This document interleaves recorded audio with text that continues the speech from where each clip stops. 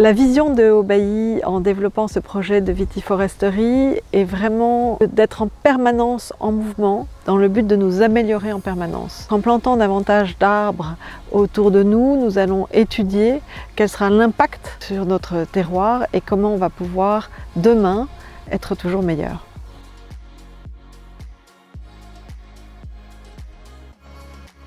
La vitiforesterie, c'est de l'agroforesterie appliquée à un vignoble. Donc ça veut dire qu'on a ramené de la naturalité, ramené des arbres, des haies, avec toute une série de bénéfices au sein de ces vignobles. Reforestation fait vraiment partie des précurseurs sur ces pratiques. Nous avons acquis maintenant une expérience dans différentes régions géographiques, dans différents contextes de travail. On amène un dynamisme d'abord, on amène de l'expertise, on amène également de l'expérience avec des bonnes pratiques, des erreurs à ne pas commettre qui peuvent rassurer les viticulteurs et leur donner envie de passer le pas.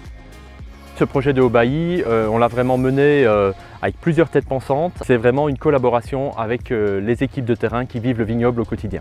Dans nos designs, on a toute une série de contraintes dont nous devons tenir compte, des contraintes d'espace, des contraintes d'orientation. On a des problèmes d'ombrage dans un vignoble, des contraintes de concurrence hydrique par rapport à la vigne.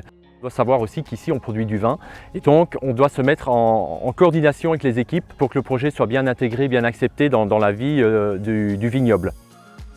Sur le vignoble de Haut-Bailly, nous avons planté près de 6000 arbres d'une dizaine d'essences différentes. Ce sont des essences indigènes qu'on a mixées pour créer un maximum d'habitat pour la faune, les insectes, etc.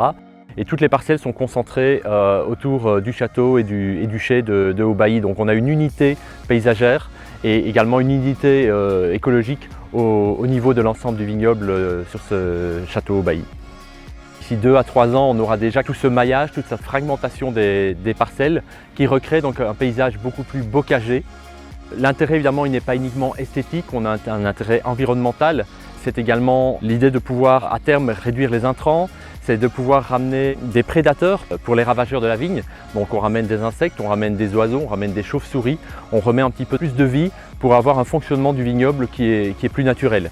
Il y a également tout un effet bioclimatique puisque on peut avoir un effet tout à fait positif au niveau des flux de vent et au niveau également du gel. Des bénéfices également sur la structure du sol puisqu'on recrée également une vie racinaire. C'est vraiment un ensemble de bénéfices environnementaux sur lesquels on compte et qui vont se mettre en place de manière assez naturelle.